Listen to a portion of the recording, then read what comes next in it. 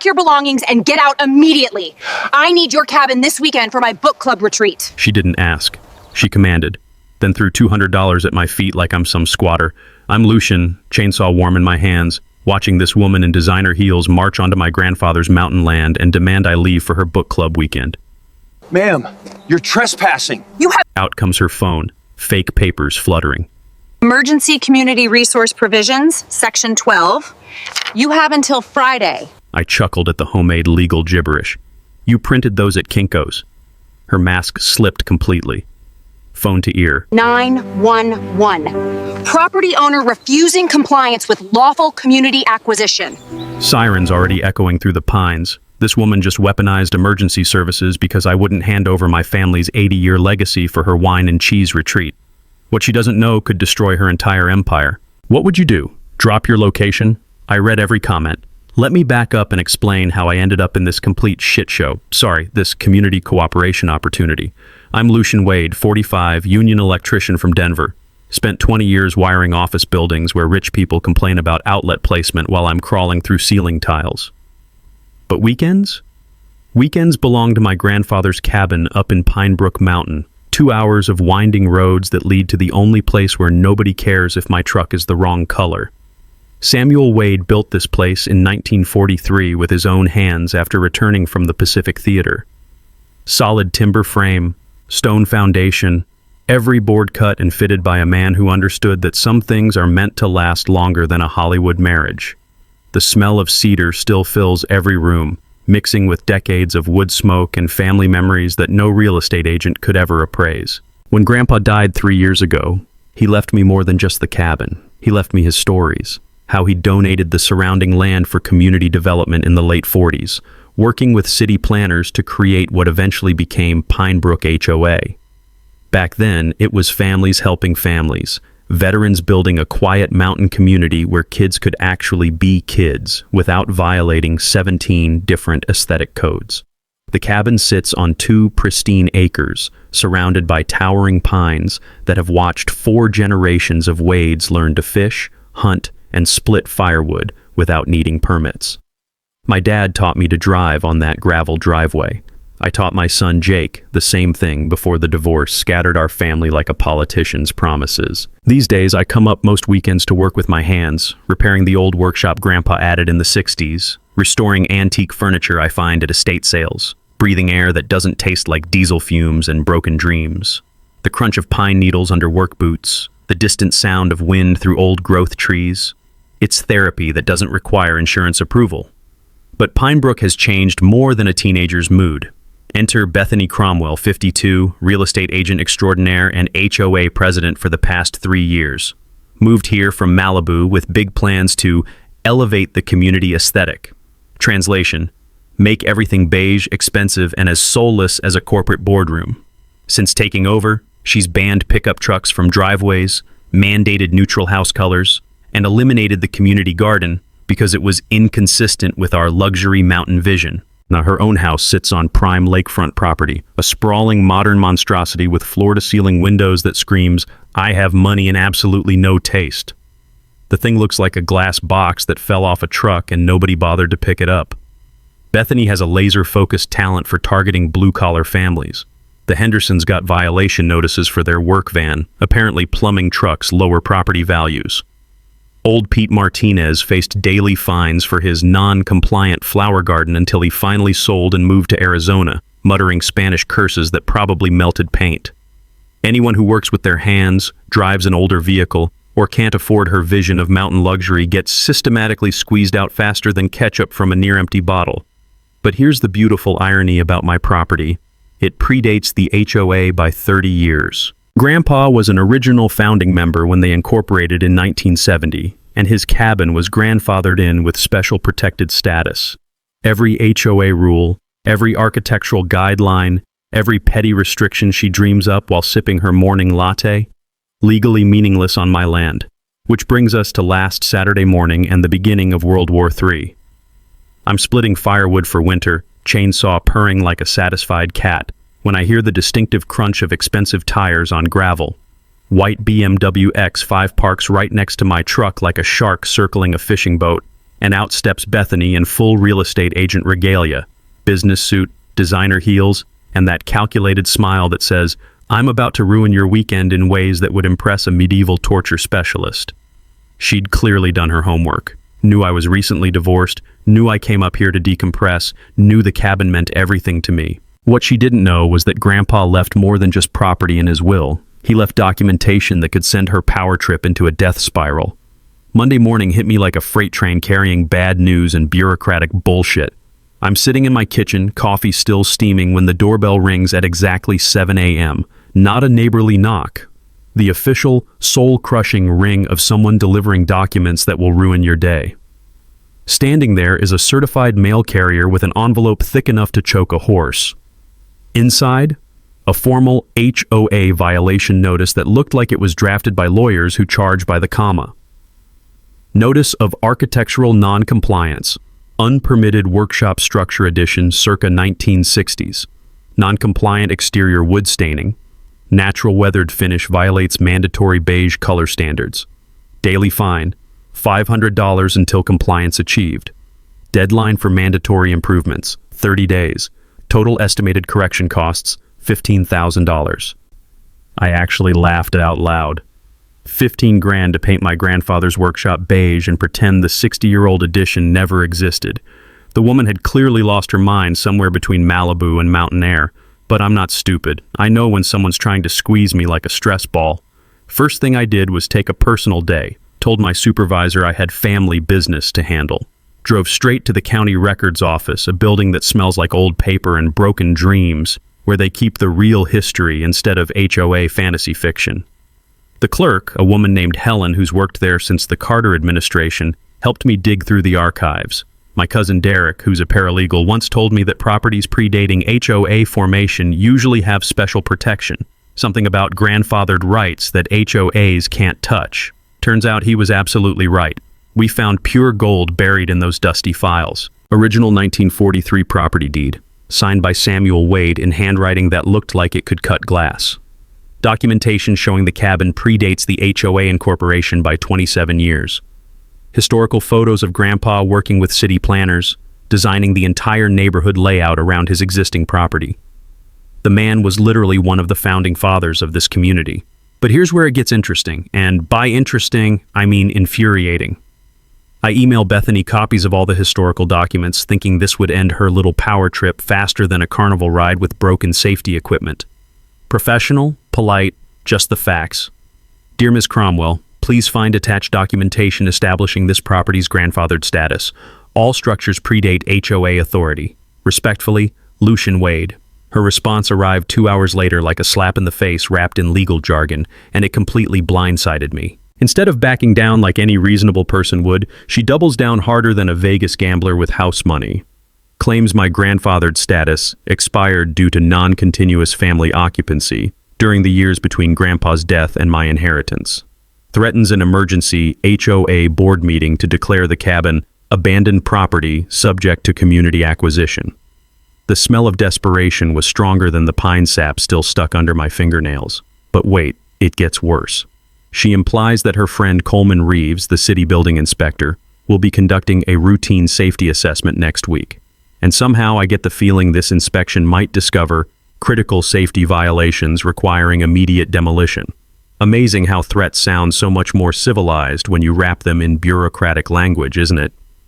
By Wednesday, the community pressure campaign was in full swing. Bethany scheduled an emergency neighborhood safety meeting at the community center, complete with a PowerPoint presentation featuring dramatic photos of my cabin with captions like "Declining community standards" and "Fire hazard threatens property values." The woman turned my family's legacy into a horror movie trailer. Walking into the grocery store felt like entering enemy territory. I started noticing other residents avoiding eye contact, suddenly very interested in studying cereal boxes when I passed by. Neighbors who used to wave were mysteriously absorbed in their lawn sprinklers when I drove past. The taste of isolation is bitter, like coffee that's been sitting too long. The Hendersons, who got their own violation notice for having a work van, looked at me like I was carrying a contagious disease that might spread to their property values. Fear is a powerful weapon, and Bethany wielded it like a master craftsman. Anonymous complaints started flooding the city offices like a paper avalanche. Someone reported illegal commercial workshop activity at my address. Another claimed I was operating unlicensed automotive repair business because they saw me changing my truck's oil in my own driveway. The creativity was almost impressive if it weren't so malicious and petty. By Friday, I realized this wasn't just about a weekend retreat anymore. This was systematic warfare designed to force me out of the community entirely. Every violation notice, every complaint, every safety concern was a calculated move in a chess game where she controlled all the pieces except one. The thing is, Bethany had made one critical mistake in her little campaign of terror. She assumed I was just another working-class guy who'd fold under pressure and legal fees. She thought she could bully me into submission like she'd done with the Hendersons and Pete Martinez. What she didn't know was that my grandfather didn't just leave me a cabin. He left me something much more dangerous to people like her. The truth, documented and legally binding. And I was just getting started digging it up. The following Monday, Coleman Reeves showed up at my door like a bad omen wearing a government uniform and delusions of importance. I was barely awake, coffee mug in hand, when this guy starts pounding on my door at 7:30 a.m. sharp. Coleman's one of those bureaucrats who peaked in high school hall monitor duty, clipboard, official badge, and that self-important swagger that screams, "I have a tiny bit of power and by God I'm going to abuse every molecule of it." "Mr. Wade, I'm here for the scheduled safety inspection of your property." Scheduled? I never scheduled anything. But there he was, Bethany's golf buddy, ready to find problems that didn't exist until his imagination created them. For the next 2 hours, this guy went through my cabin like a detective investigating the Kennedy assassination. He tested every outlet, examined every beam, and measured things that hadn't needed measuring since the Eisenhower administration. The sound of his boots creaking across my grandfather's solid wood floors felt like fingernails on a chalkboard made of pure annoyance. Finally, he finds his smoking gun, a loose porch board that's been harmlessly loose since probably the Clinton years, and an electrical outlet cover that's sun-faded from decades of honest mountain weather. Earth-shattering safety violations that somehow never killed anyone in the previous 80 years of existence. "Preliminary safety concerns," he announces, scribbling on his clipboard like he's composing the Declaration of Independence. "You've got 15 days to address these issues or face emergency condemnation procedures. Estimated repair costs, $3,000. $3,000 for a board and a plastic cover that costs $12 at Home Depot." The man had clearly graduated magna cum laude from the Bethany Cromwell School of Mathematical Creativity. But I'd learned a thing or two about fighting bureaucrats from watching my grandfather deal with city planners back in the day. Derek had drilled it into me during one of our legal discussions: never argue with the inspector, document everything and fight it later with facts instead of emotions. Smart money fights smart, not hard. That afternoon, I spent 4 hours driving around Pine Brook with my camera, documenting every loose board, faded paint job, and safety violation I could find on other properties. Amazing how many houses had the exact same issues that somehow never warranted emergency interventions from Inspector Clipboard. The Morrison place had 3 loose deck boards that could probably launch someone into orbit. The Johnsons' electrical boxes were older than my grandfather's Purple Heart. Hell, Bethany's own house had unpermitted deck railings that definitely didn't meet current building codes, plus a fence that was 6 inches taller than HOA regulations. A violation that would cost any normal person $50,000 in fines. Funny how selective these safety concerns became when you actually looked around with functioning eyeballs. I was feeling pretty confident about my documentation when Bethany decided to escalate like a toddler throwing a tantrum in the nuclear weapons aisle. Tuesday morning brought another surprise visitor, some poor county health department guy claiming he'd received multiple complaints about potential septic system failures at my address. Apparently, mysterious sewage odors were threatening the entire community's groundwater supply. The smell of pine sap and morning coffee was apparently being confused with raw sewage by Bethany's highly educated nose. The inspector spent 3 hours poking around my perfectly functioning septic system, taking samples of water that's been cleaner than most city supplies for decades. Found absolutely nothing wrong, of course, but still generated a bill for mandatory follow-up testing that would cost me another $800. Because apparently proving your innocence isn't free in bureaucrat land. That's when something my cousin Derek said during his paralegal training clicked into place like a puzzle piece finding its home. HOAs that target specific residents while ignoring identical violations elsewhere aren't just being unfair. They're walking into a massive federal civil rights lawsuit that can bankrupt the entire organization. So I did what any smart person would do. Filed a formal complaint with the state attorney general's office, complete with photos showing identical violations ignored throughout the neighborhood. Figured it might slow down Bethany's harassment campaign while I gathered more ammunition for the real war. Big mistake. That woman took my complaint as a personal declaration of war, complete with battle plans and tactical nuclear options. By Thursday, she was driving by my cabin multiple times a day, parking at the end of my driveway to take photos like some deranged real estate paparazzi stalking a celebrity scandal. My trail cameras caught her husband sneaking around the property lines after dark, measuring something with surveyor's tape like he was planning a military invasion. The psychological warfare was getting creative. I'll give her that. Too bad for her. Creativity without legal foundation is just expensive theater. Friday brought the emergency HOA board meeting I'd been dreading but secretly anticipating. Bethany had packed the community center with her supporters, mostly wealthy retirees who saw my working-class presence as a threat to their carefully curated mountain fantasy.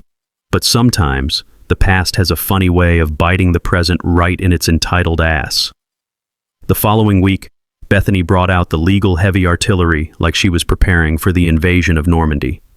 Tuesday morning's mail brought a thick envelope from Mitchell & Associates, some downtown law firm that specializes in aggressive HOA enforcement. The letterhead alone probably cost more than my monthly truck payment. Inside was a cease and desist letter demanding I remove my harassment surveillance cameras from my own property within 48 hours or face criminal charges.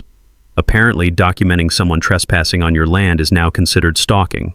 Who knew? But wait, it gets better. Thursday brought a visit from Deputy Jake Williams, Bethany's drinking buddy from the country club, who informed me that a complaint had been filed alleging intimidation tactics and stalking behavior against a community leader. The irony was so thick you could cut it with my grandfather's old chainsaw. "Just want you to know we're keeping an eye on the situation, Lucian," Deputy Williams said with the kind of official tone that suggested keeping an eye on me, not the actual criminal trespassing happening on my property. The smell of corruption mixed with his aftershave made my coffee taste bitter. Friday afternoon, I'm rewiring a commercial kitchen downtown when my cousin Derek calls with some interesting news. Turns out all those late-night legal research sessions had paid off in ways I hadn't expected.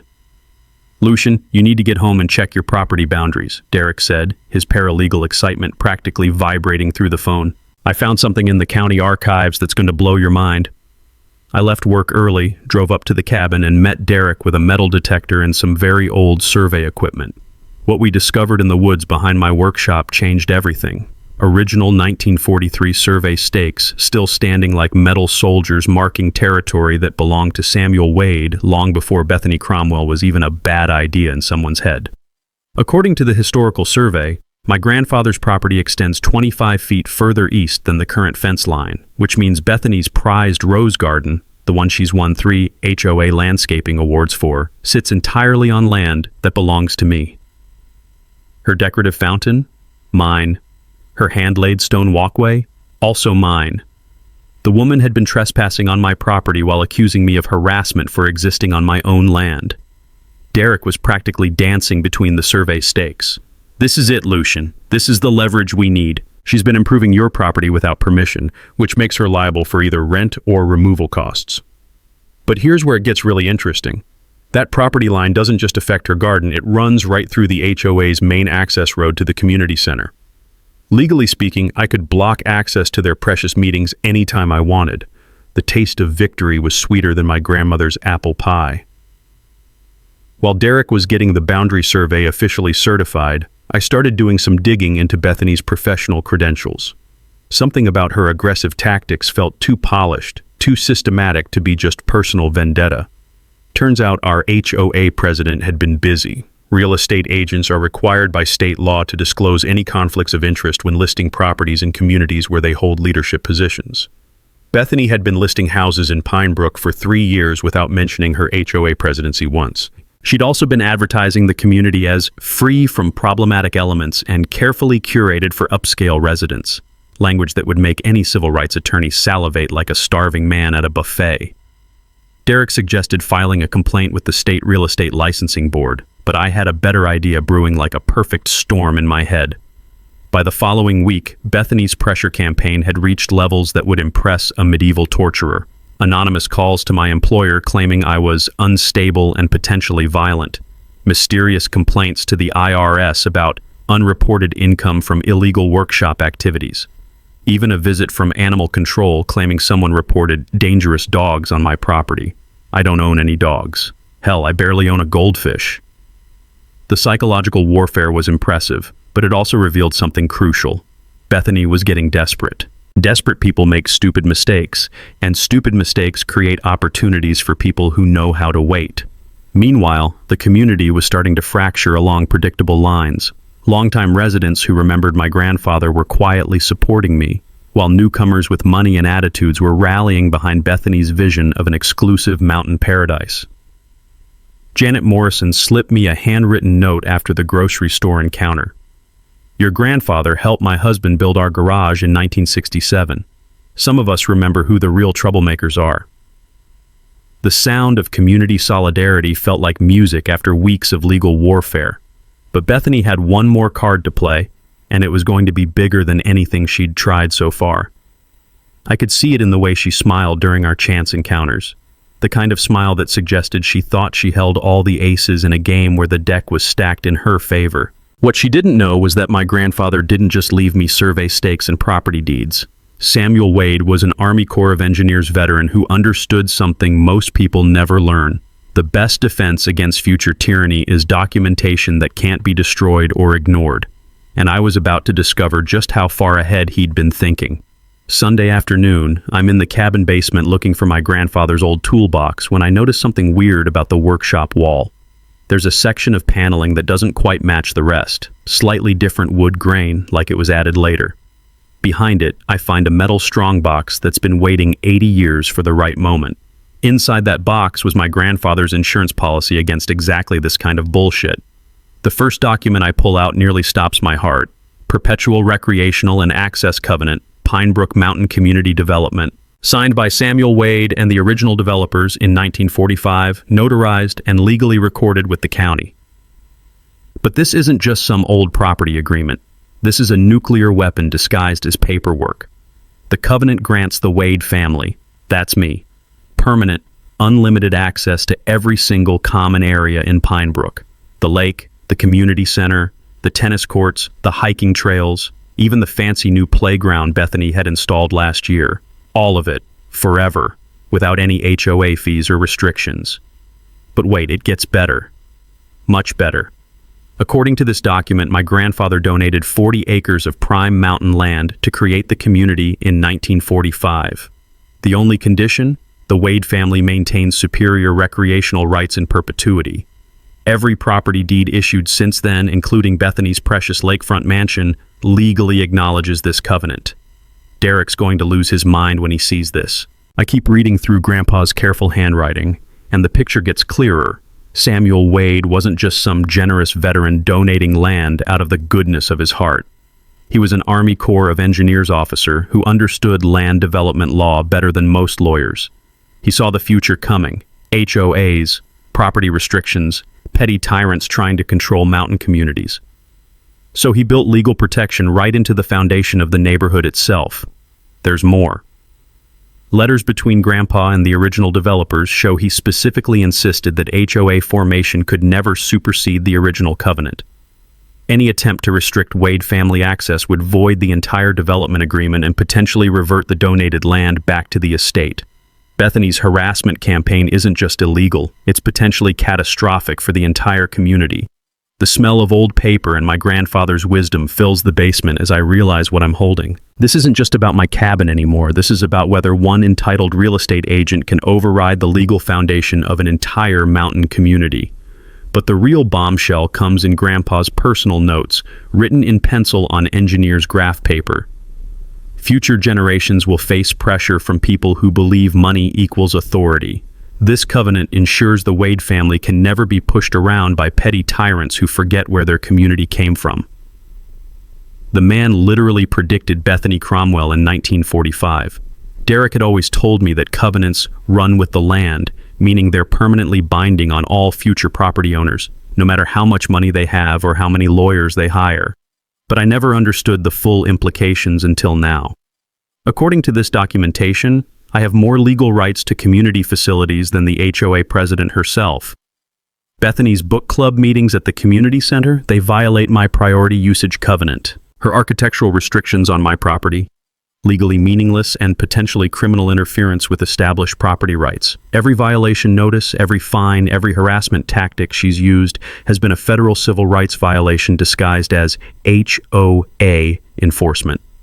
Reading my grandfather's careful preparation for this exact situation, I feel something I hadn't felt in months. Complete confidence. Samuel Wade didn't just leave me property. He left me the legal ammunition to end Bethany's reign of terror and protect every working-class family in Pine Brook from future abuse. The war was about to shift from defense to total offense, and this time, I held all the aces. Monday morning, I called in sick to work. Not because I was actually sick, but because I had a war to plan, and wars require full-time attention and an unhealthy amount of caffeine. Derek arrived at the cabin by 8 a.m. with 3 boxes of legal files, 2 thermoses of coffee strong enough to wake the dead, and the kind of manic energy that only paralegals get when they smell a slam dunk case. We spread Grandpa's covenant documents across my kitchen table like generals planning D-Day, except our enemy wore designer heels and thought due process was something you did at a spa. "Lucian, this is absolutely insane," Derek said, holding up the original 1945 agreement. The smell of old paper mixed with fresh coffee created an oddly comforting atmosphere for planning legal warfare. "Your grandfather basically made himself the legal king of this entire community. Every property deed references this covenant. Every HOA rule is legally subordinate to your family's rights. First step, file a formal quiet title action in district court to establish my superior covenant rights on public record." Derek had already drafted the paperwork. Turns out he'd been researching historical property law for months, just waiting for the right ammunition to fire at deserving targets. But we needed more than just legal documents. We needed a presentation that would destroy Bethany's credibility so completely that she'd never recover from the professional crater we were about to create. I spent Tuesday afternoon installing a professional-grade security system with cloud storage backup. If Bethany wanted to escalate her harassment campaign, I was going to document every second of it in high-definition detail. The whir of drill bits biting into wood felt therapeutic after weeks of legal stress. Wednesday brought the fun part, creating a museum-quality display board showing the complete timeline of Samuel Wade's community contributions. Military service photos, original development plans, letters between Grandpa and city officials, everything that proved this community existed because of my family's generosity, not despite our inconvenient working-class presence. Derek handled the technical legal research while I worked on what he called the emotional narrative. Turns out people respond better to stories about military heroes building communities than they do to dry legal documents about property rights. Revolutionary concept, really. By Thursday, we'd identified our natural allies throughout Pine Brook. Janet Morrison became our unofficial intelligence coordinator, keeping track of other residents who'd been systematically harassed by Bethany's enforcement campaigns. The crunch of gravel under her sensible shoes had become the sound of resistance organizing.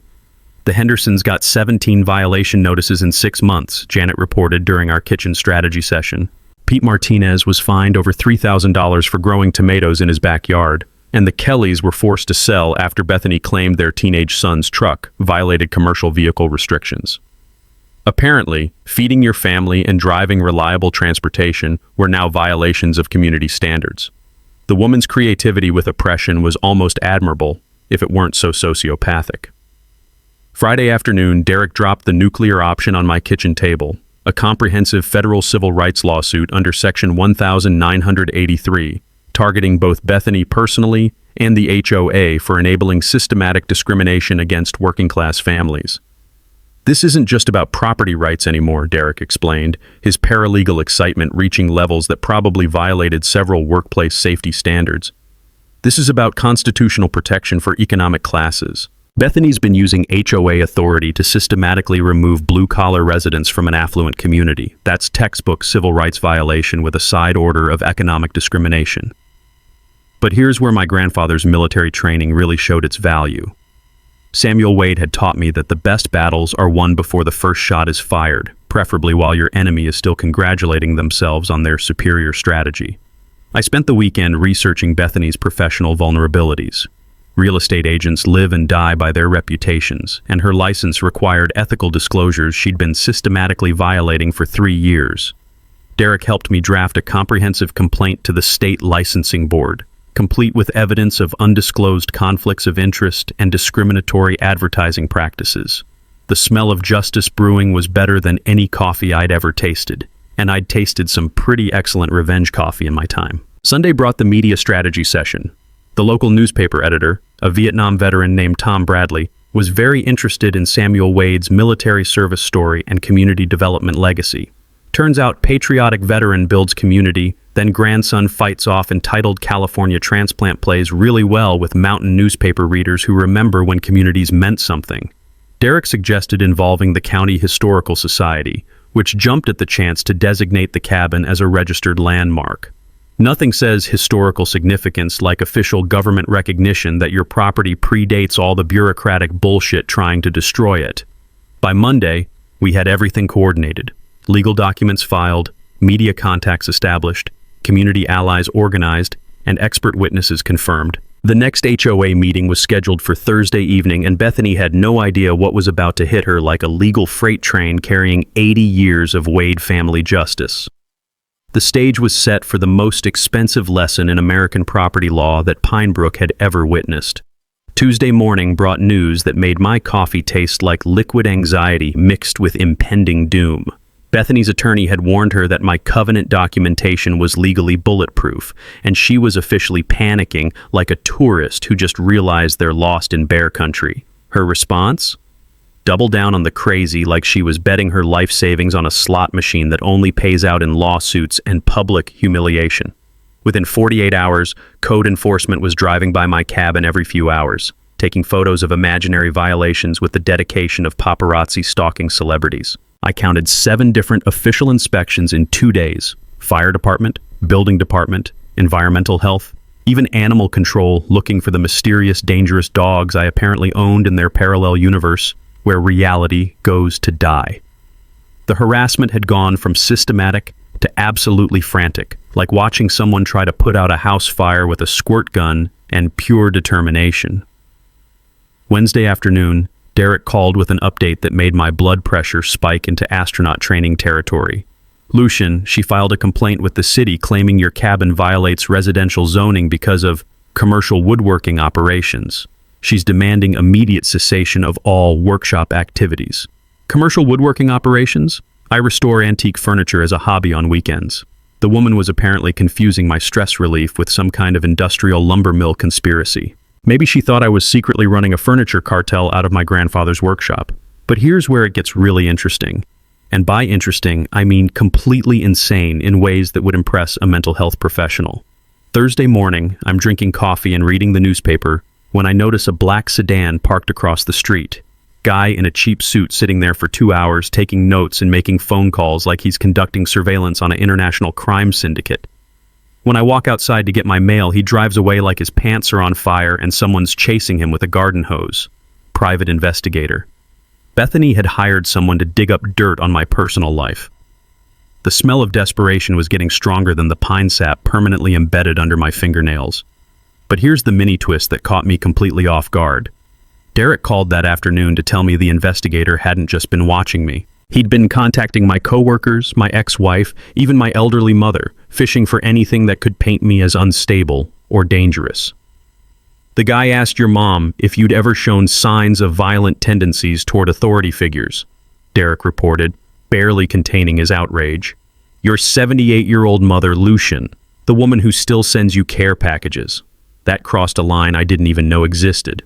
Going after my family turned this from property dispute into personal war. Friday brought the emergency HOA meeting I'd been both dreading and anticipating like a root canal with entertainment value. Bethany had scheduled it for 6 p.m. on a workday, specifically to limit attendance from working families who might support my position.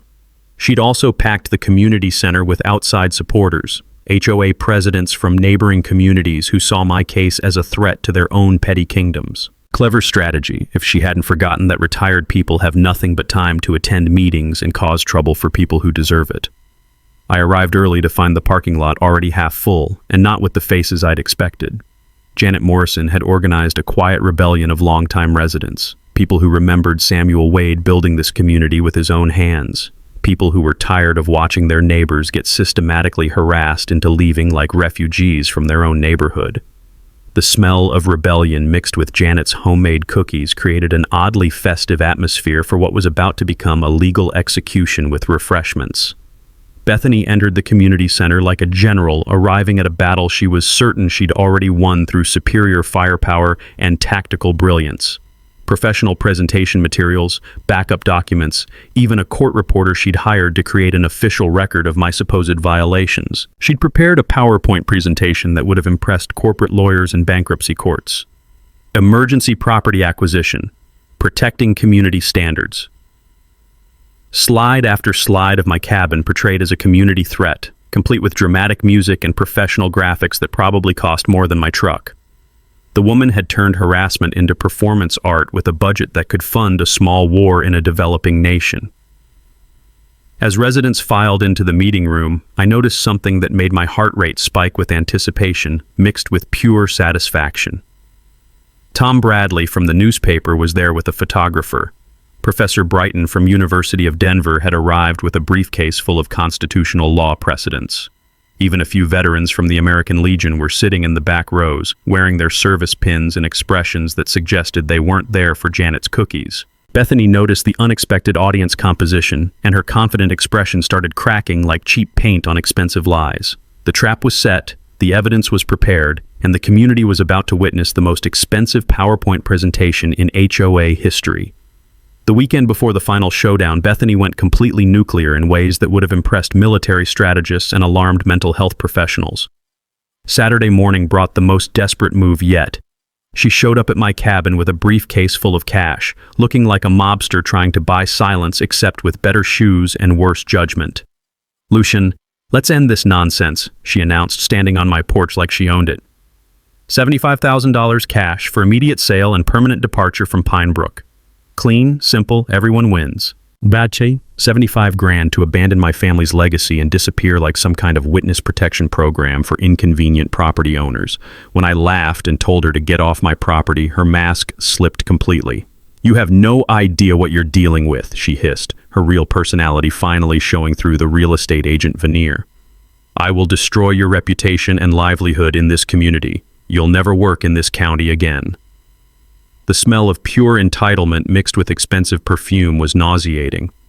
Sunday night brought the move that crossed every ethical and legal line imaginable. Bethany filed a completely fabricated police report claiming I had threatened her with physical violence and property destruction during our cash offer encounter. Monday morning, 3 sheriff's deputies showed up at my electrical job site with an arrest warrant for terroristic threats and intimidation of a public official. According to Bethany's sworn statement, I had brandished a chainsaw menacingly while making death threats against community leadership. Pure fiction, but convincing enough to land me in county jail for the night. The humiliation of being arrested in front of my coworkers, spending a night behind bars for crimes I never committed, was almost enough to break my resolve. Derek arranged emergency bail, but the damage was done. My employer was now reviewing my employment status due to criminal charges affecting company reputation. But here's where Bethany's desperation became her downfall. The American Legion Post immediately stepped up with character witnesses, bail money, and a media campaign that would have impressed political consultants. Bethany Cromwell files false police report against veteran's grandson, read Tuesday's front page headline in the Mountain newspaper. Tom Bradley had done his homework, documenting every inconsistency in her story and contrasting it with my spotless record and family's military service. The community rallied harder than I could have imagined. Janet Morrison organized a casserole brigade, bringing me home-cooked meals during the crisis. The Hendersons, who'd been targeted by Bethany themselves, publicly supported my character. Even Pete Martinez drove up from Arizona to testify about the systematic harassment campaign. Wednesday brought the legal counterattack Derek had been preparing. Criminal complaints against Bethany for filing false police reports, perjury, and malicious prosecution. Federal civil rights violations for abuse of government power under color of authority. A damages lawsuit that would make her reconsider every life choice that led to this moment. The State Attorney General's office opened a formal investigation into Pinebrook HOA governance practices. The Real Estate Licensing Board scheduled an emergency disciplinary hearing about Bethany's professional conduct. Even the Sheriff's Internal Affairs Division started reviewing Deputy Williams's inappropriate relationship with the complainant. Thursday morning, 12 hours before the emergency HOA meeting, Bethany made one final desperate play that revealed the depths of her panic. She attempted to withdraw the false police charges, claiming misunderstanding in the heat of the moment. Offered to resign HOA presidency immediately if I dropped all legal complaints against her. Her husband, Glenn, publicly distanced himself, threatening divorce over the legal exposure and financial liability she'd created for their family. Even her book club members were recanting their false statements after Derek explained the serious federal penalties for perjury in civil rights cases. But the real mini-twist came that afternoon. Derek discovered Bethany had been coordinating with other HOA presidents across the region, planning to present my case as a dangerous precedent threatening all HOA authority in Colorado mountain communities. She's bringing in hired muscle, Derek warned me. Professional HOA consultants, legal advisors, even private security for the meeting. She thinks she's fighting for the future of homeowner associations everywhere. The woman had turned a simple property dispute into her personal Alamo, except she'd cast herself as the hero while systematically violating every law designed to protect property owners from exactly this kind of abuse. That evening, as I sat in my grandfather's cabin preparing for the confrontation that would define my family's legacy, I felt something I hadn't experienced in months: complete peace with whatever outcome awaited. Samuel Wade's covenant documentation was unbreakable. The community support was overwhelming. The legal case was airtight. The media attention ensured transparency. Bethany had spent weeks preparing for a battle she'd already lost, and tomorrow's meeting would simply make her defeat official and very, very public. The smell of wood smoke from my fireplace mixed with the anticipation of justice finally being served was better than any victory celebration I could imagine. Thursday evening, 6 p.m. sharp. The Pinebrook Community Center was packed beyond fire code capacity with an audience that would have impressed a Broadway opening night. Every seat filled, people standing along the walls, even folks crowded outside the windows trying to catch the show. Local news cameras, county investigators, Veterans Honor Guard, Historical Society representatives, and what looked like half the mountain communities within 50 miles. Bethany arrived expecting to conduct a routine demolition of one troublesome property owner. Instead, she walked into a legal ambush with more witnesses than a presidential inauguration. She entered through the back door like a general reviewing her troops, surrounded by 3 expensive lawyers, 2 HOA consultants, and private security that made the whole thing look like a corporate takeover instead of a community meeting. Her PowerPoint presentation was already loaded. Emergency community protection, acquiring problematic properties, professional slides, dramatic graphs showing property values, even testimony from community safety experts about the dangers of unregulated mountain cabins. The woman had prepared for war using weapons that were about to backfire spectacularly. Ladies and gentlemen, Bethany began with the confidence of someone who'd never lost a battle. We're here to address an immediate threat to our community's safety and property values. Mr. Wade's refusal to comply with basic community standards requires decisive action. She clicked through slides portraying my cabin as everything short of a terrorist training facility. Unpermitted structures, commercial activities in residential zones, aggressive behavior toward community leadership, all documented violations requiring emergency intervention. The audience sat quietly, letting her dig her own grave with every word. Therefore, I'm calling for an emergency vote authorizing HOA acquisition of this problematic property through eminent domain powers granted under our community charter. That's when I stood up from the back corner, carrying my grandfather's framed military portrait and 8 decades of legal documentation. Ms. Cromwell, I'd like to address the community before any vote proceeds. Her face went white as she realized the trap she'd walked into. Actually, that won't be necessary. HOA bylaws guarantee property owners the right to defense before adverse actions. Patricia Brighton interrupted from the board table. Mr. Wade has the floor. The standing ovation that erupted lasted nearly 2 minutes. I walked to the podium carrying the weight of my family's history and the legal ammunition to end Bethany's reign of terror forever.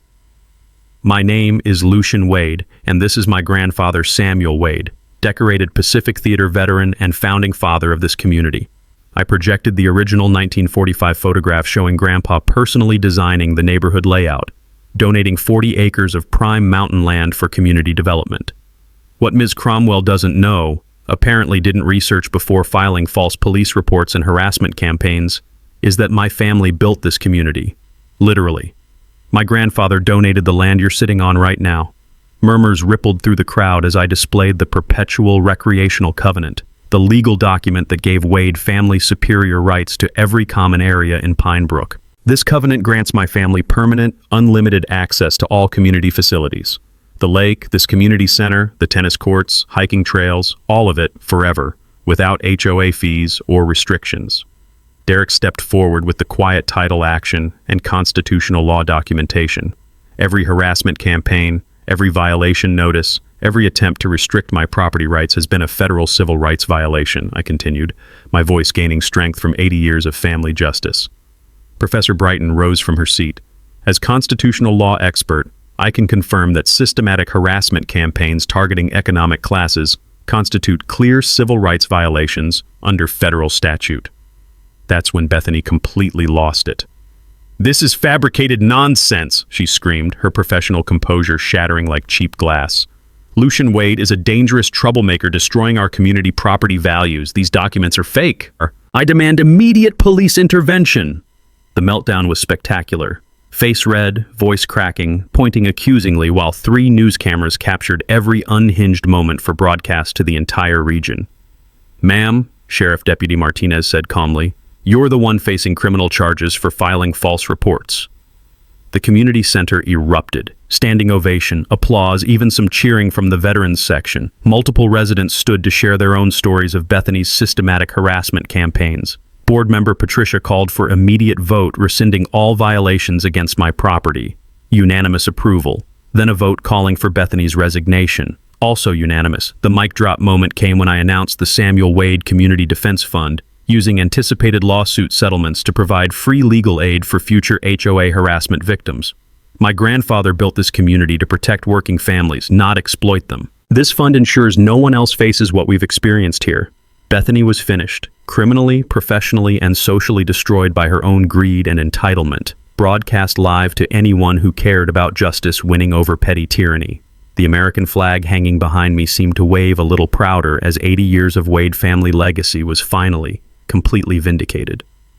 6 months later, Pine Brook looks like a completely different community, and I mean that in the best possible way. Bethany Cromwell resigned in disgrace the night of the meeting, her real estate license permanently revoked by the state board for systematic ethics violations. She pleaded guilty to filing false police reports, received probation and community service, then quietly left Colorado entirely.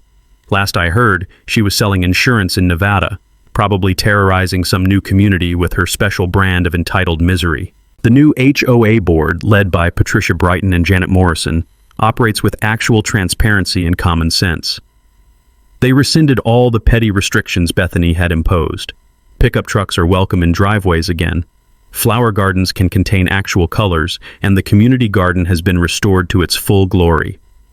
Property values actually increased after the positive national media attention. Turns out people want to live in communities that protect individual rights instead of crushing them under bureaucratic tyranny. The Samuel Wade Veterans Memorial Hall, as the community center is now officially known, hosts monthly dinners bringing residents together across economic lines. The bronze plaque by the entrance honors not just my grandfather's military service, but his vision of communities that support families instead of exploiting them. My cabin has been designated a county historical landmark, protecting it forever from future HOA overreach. The Samuel Wade Community Defense Fund has helped 17 families across Colorado fight HOA harassment, with a 100% success rate so far. Derek passed his bar exam and now specializes in property rights law, using our case as a teaching example in his practice. We've been invited to speak at law schools about historical property rights and civil rights protections for working families. Personally, I found peace I didn't know was possible. The constant stress of legal battles has been replaced by the simple joy of weekend woodworking, community dinners, and watching my son Jake learn to drive on the same gravel driveway where 4 generations of Wades have learned the same skill. I'm dating Patricia now, the retired teacher who showed moral courage when it mattered most. She appreciates that my idea of a fancy dinner date involves homemade chili and watching the sunset from my grandfather's porch. The best part? Every weekend at the cabin feels like a small victory celebration. The sound of chainsaws cutting firewood, the smell of wood smoke from chimneys, the crunch of gravel under honest work boots. All the problems Bethany tried to eliminate are thriving again.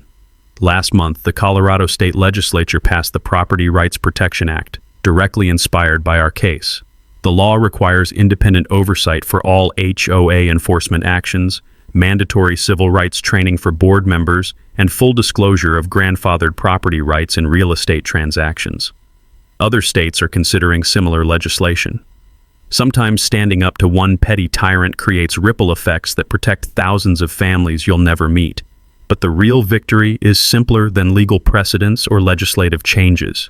It's the knowledge that my grandfather's wisdom, his understanding that freedom requires defending principles against authority, protected not just our family legacy, but our entire community's future. The Wade family cabin will stand for another 80 years, maybe longer, as proof that ordinary people can defeat systematic injustice when they have the courage to fight and the documentation to win. Samuel Wade's 1945 covenant didn't just protect property rights, it protected the American dream of building something lasting for your children, something that can't be stolen by entitled outsiders who mistake money for authority. Every time I split firewood in the workshop he built, every time Jake learns another life skill on land his great-great-grandfather preserved, every time a neighbor facing HOA harassment calls our defense fund for help, I feel my grandfather's presence and approval. Some battles are worth fighting not just for yourself, but for everyone who comes after you.